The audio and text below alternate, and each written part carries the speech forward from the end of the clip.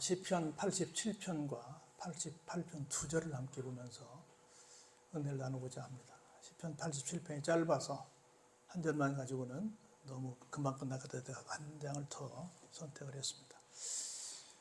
오늘 두 가지 내용을 보게 될 텐데요. 하나는 하나님께서 생각하시는 하나님 나라가 어디 있을까? 이걸 확산해서 말하면 하나님께서 생각하시는 성도의 범위가 어디까지일까라고 하는 것을 87편에서 얘기하고 있고요. 88편에서는 우리가 그런 일이 생기면 안 될 텐데 시인이 굉장히 많이 아픕니다. 여러 가지로 아픈데 죽을 만큼 아파요. 죽을 만큼 아픈 자리에서 어떤 기도를 통해서 하나님의 나라를 인도해 가실 것인가를 우리에게 보여주고 있는데, 좀 유사한 상황에 계신 분들은 이 말씀을 통해서 다시 한번 용기를 내시고 위로받는 시간 되기를 바랍니다. 우리 87편 1절부터 보시면 이렇게 시작합니다. 그의 터전이 성산에 있다라고 시작합니다. 하나님의 터전이 있죠. 하나님의 터전은 거룩한 곳에 있어요. 거룩한 곳에, 구별된 곳에 있죠. 그래서 늘 하나님이 계신 곳에 우리가 같이 있다고 한다면 우리도 늘 구별된 모습으로 있어야 된다.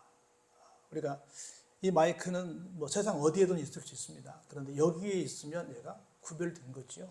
그래서 나 자신이 언제나 구별된 곳에 있는가, 즉 다시 말해서 하나님과 함께 계실 만한 준비를 하고 있는가. 오늘 또 거룩한 성일이라고 하는데 성일이 거룩한 날이잖아요. 거룩한 날로 일주일 중에 하루를 특별히 내가 생각하면서 이 자리에 왔는가를 한번 생각해 보시면서 이 예배에 동참하는 것이 필요하다고 봅니다. 그러면서 이렇게 시작해요.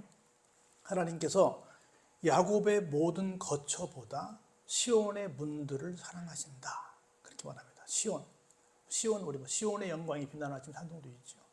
하나님이 계신 곳이라고 말할 수 있는데 하나님께서 경배받으시는 모든 곳을 시온이라고 해요.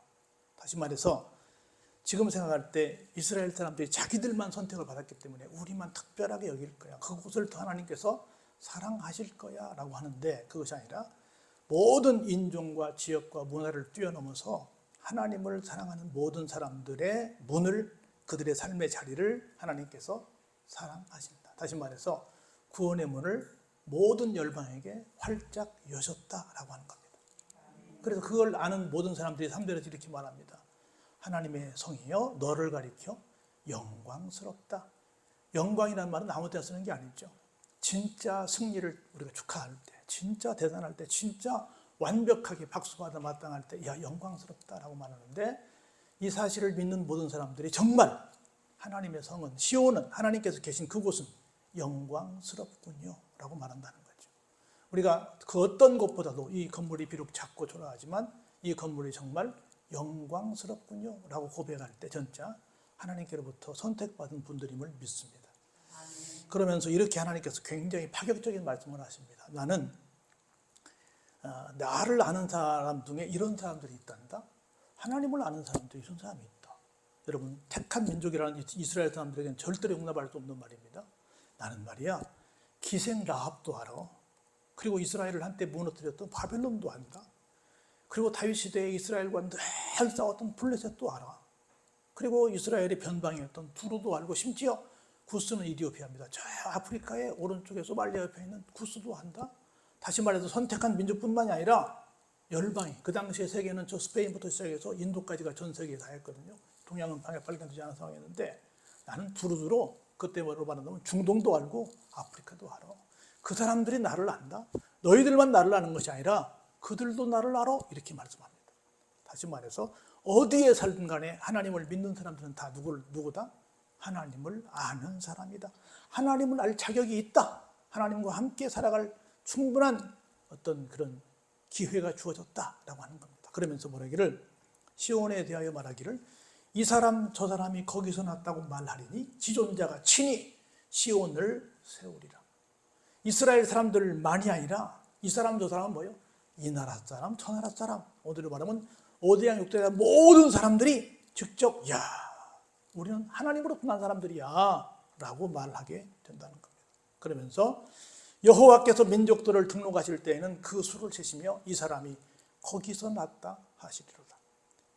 모든 사람들, 우리 천국에 가면 각기 나타난다고 그러잖아요. 그때 모든 사람들이 어디에 살았던 간에 다 내가 불러 모은 사람들이야 라고 인정해 주신다는 겁니다. 다시 말해서 이걸 우리는 장로교니까, 장로교 입장에서 볼 때는 전적으로 타락한 인간들에게 하나님께서 은혜를 베풀어 주셨다. 차별 없이 온 우주적으로 하나님의 은혜를 베풀어 주셨다. 완전한 복에 이르도록 그 복을 베풀어 주셨다. 이게 4절, 5절, 6절의 말씀이 되는 겁니다. 그러면서 7절에 뭐라고 말씀하세요? 노래하는 자와 뛰어노는 자들이 말하기를 나의 모든 근원이 내게 있다 하리로다. 노래하는 자와 뛰어노는 자들이 이렇게 말합니다. 우리가 이렇게 노래하고 이렇게 뛰어노는 것은 전부 다 하나님께 있습니다. 하나님 덕분입니다라고 고백하게 된다는 겁니다. 그렇게 해서 우리는 하나님께서 구원의 문을 단순히 이스라엘 사람들에게만, 아브라함과 그의 직계 이 자손들에게만 준 것이 아니라 우리 모두에게 주셨구나. 그래서 우리가 오늘 이 은혜를 던져봐서 구원 백성이 되어 하나님 원리 주의를 성수하고 하나님 앞에 영광을 올려드리고 있구나. 이것은 계속해서 이어져서 전 세계 열방이 이 반열에 서야 되는 거구나 라고 하는 걸 깨닫는 이 시간 되기를 주의 이름으로 축원합니다. 그러면서 시편 88편에 이렇게 말씀합니다. 볼까요? 정말 그렇게 되면 이제 하나님께서 우리의 모든 상황을 정말 탄탄대로로 이끌어 가실 것 같아요. 좋은 일만 넘쳐날 것 같아요. 우리 처음 전도할 때 그러잖아요. 교회에 오세요. 마음이 편해집니다. 병이 낫습니다. 일이 잘 풀립니다. 잘 됩니다. 오시면 대박입니다. 이렇게 하면서 전도합니다. 약간의 구라가 있죠. 사실이긴 하지만 조금 우리가 뻥튀기를 많이 합니다. 안 그럴 수도 있다는 거지. 성경의 위대한 인물들이 얼마나 하나님을 잘 믿었지만 얼마나 또 어려움도 많았어요. 오늘 본문에서 똑같은 얘기는 합니다. 볼까요? 여호와 내 구원의 하나님이여 내가 주야로 주 앞에서 뭐해요? 부르짖습니다. 주야로 부르짖는다는 것은 긍정적인 맥락에서 볼 때는 너무너무 좋아서 기뻐서 자다가도 벌떡 일어나서 춤추고 노래하고 막 하나님께 할렐루야 하는 것도 될 수 있겠지만 이런 상황이라면 어떻겠어요? 내가 지금 힘이 든다는 거지. 힘이 든다는 얘기를 하는 거죠. 그러면서 볼까요? 나의 기도가 어때요? 주 앞에 이르게 하시며 나의 부르짖음에 주의 귀를 기울여 주소서. 이 말은 무슨 말이에요? 내가 지금 밤낮 부르짖고 있는데 내 생각에는 아직도 내 기도가 주님 앞에 이른 것 같지가 않습니다. 주님 조금 신경 써주셔서 딴 데도 바쁘시겠지만 조금 내 기도에 뭐 해달라? 귀를 좀 기울여 주십사. 아직까지는 내가 기도하는 것이 좀 전달되는 느낌이 별로 없습니다라고 하는 안타까운 마음을 표하고 있는 거예요. 왜냐하면 이데스피커 3절에 이렇게 말합니다. 물론 나의 영혼에는 뭐가 있어요? 재난이 가득합니다. 재난이 조금만 있어도 좋은데 그것도 안 좋은데 가득하대요. 나의 생명은 어디에 가까웠어요? 스올에. 스올은 음부 지옥입니다. 내가 지금 다 죽게 생겼습니다. 아니 다 죽었습니다. 이미 나는 무덤에 내려가는 자처럼 인정됐습니다. 나는 이미 힘없는 용사가 됐습니다. 나는 이미 다 남들이 볼 때 이제 저 사람은 끝났어 라고 저를 향해서 정말 질시의 눈을 보이고 있습니다. 그러나 어떤 사람인 줄 아세요? 볼까요? 죽은 자 중에 이미 던진 바 됐어요. 죽임을 당해서 무덤에 누워있으나 지금 여기 있으나 똑같은 존재가 되어 있습니다. 주께서 그들을 다시 기억하지 아니하시니 그들은 주의 손에서 끊어진 자입니다. 내가 육신적으로 어려운 것도 너무너무 슬픈데 주님의 손에서 끊어진 것 같은 그 느낌이 더 힘이 듭니다 라고 말합니다. 왜냐하면 지금 주님께서 나를 어떻게 하셨어요? 깊은 웅덩이에 빠뜨리셨습니다. 어둡고 음침한 곳에 나를 지금 두셔서 언제 꺼내실지 모르는 그런 상황이 계속 내가 지금 그냥 버려둔 채로 유기된 상태에 있습니다. 어떻게? 주님의 노가 심히 나를 누르고 계십니다. 주의 모든 파도가 나를 지금 계속해서 롤링 빌딩으로 계속해서 나를 괴롭게 하고 있습니다. 계속해서 시인은 뭐라고 말해요? 내가 지금 죽게 생겼어요. 근데 누가 이렇게 만들었다고요? 뭔가 내가 캥기는 것이 있어요. 내가 뭔가 이렇게 혼날 일이 있어서 누가? 주님께서 이렇게 하고 계십니다. 주님께서. 그런데 좀 제가 밤낮 부르짖으니 좀 저를 좀 풀어주십시오. 내 몸이 이렇게 죽게 생겼습니다. 그런데 설상가상으로 또 한 문제가 생겼습니다. 볼까요? 8절에 주께서 내가 아는 자를 내게서 멀리 떠나게 하셨습니다. 몸도 아파 죽겠는데 이럴 때마다 나를 좀 와서 위로해주고 나에게 힘이 돼주고 좀 내 곁에 좀 그동안 잘 지냈던 사람들이 와서 좀 뭔가 해줬으면 좋겠는데 다 내 곁에 있는 사람들까지 다 어떻게 했어요? 떠나가게 만들어버렸다는 거예요. 그리고 나도 그들에게 뭐가 됐어요? 가증한 것이 되게 했어요. 나는 갇혀서 나갈 수 없는 존재가 됐습니다. 여기 원어에 보면 가증한 건 뭐냐면 이스라엘 사람들은 어떤 사람들은 일반인들과 함께 살지 못합니다. 여러분 누가 생각나세요? 나병 환자가 생각나죠. 나병 환자는 떨어져 살아야 돼요. 일반인들과 살 수 없어요. 그래서 저 사람들은 하나님께 큰 죄를 져서 큰 벌을 받아서 사니까 우리와 함께 살 수 없어 해가지고 마을 밖에서 지나가는 사람들이 이렇게 문정을식도 아니죠. 지나가는 사람들이 음식을 좀 놓으면 먹고 사는 사람들이라고 말이죠. 그렇게 모든 사람들에게 내가 오늘날로 말하면 뭐가 됐어요? 왕따가 됐다는 거죠. 몸도 아프고 내 상황도 이렇게 됐습니다. 볼까요? 그러므로 곤란으로 말미암아 내 눈이 안 보입니다. 여호와여, 내가 매일 주를 부르며 주를 향하여 나의 두 손을 들었습니다. 저는 이 말씀이 굉장히 은혜가 되더라고요. 제가 한 적지 않은 세월 동안 목회하면 보면 이 정도로 힘들면 상당히 많은 사람들은 어떻게 해요? 교회를 떠나더라고요. 교회를 사람들이 어떻게 생각하냐면 민원 해결용 동사무소로 생각하더라고요. 어떤 민원이 있으면 교회 가가지고 하나님 이 민원 좀 해결해 주세요. 하나님 내가 지금 돈이 필요해요. 하나님 내가 지금 건강이 필요해요. 하나님 내가 진급이 필요해요. 하나님 우리 아이 합격이 필요해요. 하나님 뭐가 필요해요 할 때 민원을 제기하러 오더라고요. 민원을 내서 되면 할렐루야하고 안 되면 여기도 별 수 없네. 그리고 그냥 떠나더라고요. 그런 일들이 참 많이 있다고 보는데 그것처럼 많은 사람들이 그렇게 포기할 만도 한데 이 시인은 어떻게 말해요? 그럼에도 불구하고 내가 어떻게 해요? 매일 주님을 부르며 주님을 향해서 나의 두 손을 들었다. 참 나는 현대의 교인들을 보면서 이 말씀 보면서 역시 다르다. 어떤 경우에도 매일 주님을 부르시기 바랍니다. 어떤 경우에도 매일 주님께 두 손을 드시기 바랍니다. 할렐루야. 보세요. 주께서 죽은 자에게 기이한 일을 보이시겠습니까? 죽은 자에게는 아무것도 안 하신다는 거지요. 유령들이 일어나도 주님을 찬송하겠습니까? 그럴 리 없다는 거죠. 주의 인자하심을 무덤에서 주의 성실하심을 멸망 중에서 선포할 수 있습니까? 이미 죽은 사람들에게 뭘 하시겠습니까? 안 하시지 않습니까? 흑암 중에서 주의 기적과 이짐의 땅에서 주의 공의를 알 수 있습니까? 그러지 않잖아요. 여호와여, 오직 내가 주께 부르짖었사오니 아침에 나의 기도가 주의 앞에 이르리이다.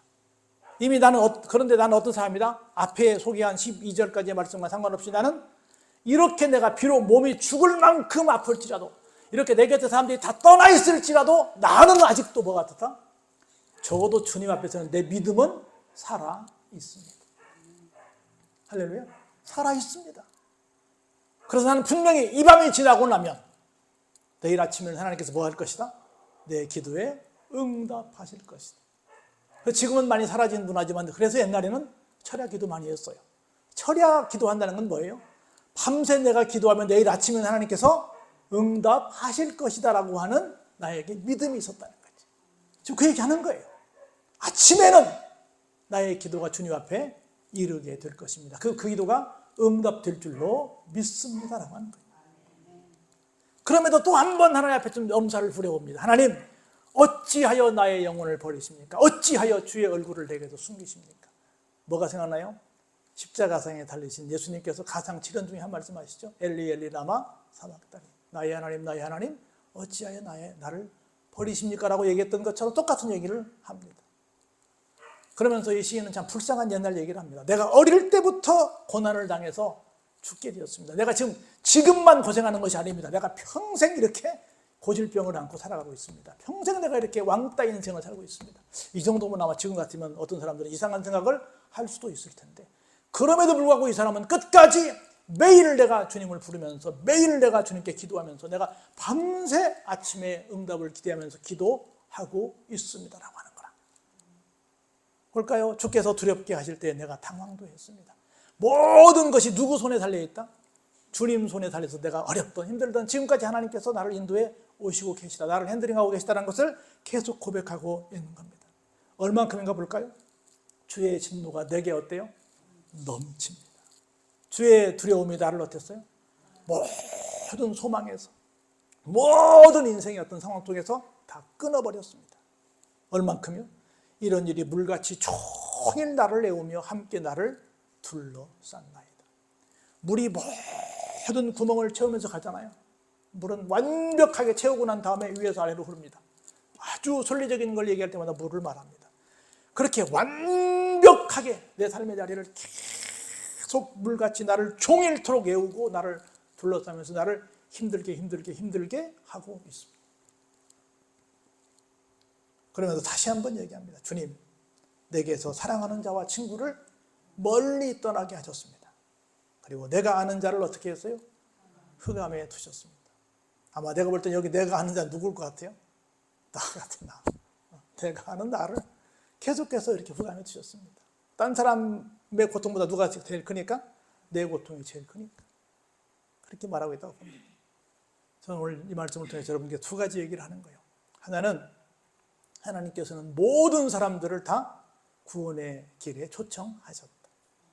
우리가 이 구원의 초청에 들어온 걸 감사하고 아직 이 대열에 들어오지 못한 사람들에게 당신도 구원하셨어, 초청하셨어 하고 전할 수 있는 그런 삶이 되시길 바랍니다. 두 번째, 살다 보면 이런저런 일들이 있을 수 있어요. 그래도 끝까지 나는 매일 주님을 부르겠습니다 라고 하는 그런 얘기를 하면 어떨까 싶습니다. 끝까지 어떤 경우에도 살아야 되겠다. 주님 부르면서 주님 앞에 가겠다. 나는 언제나 어디에 있겠다? 주님 계신 시온에 있겠다 하는 마음으로 살면 우리에게도 꽃피는 봄날이 올 줄로 믿습니다.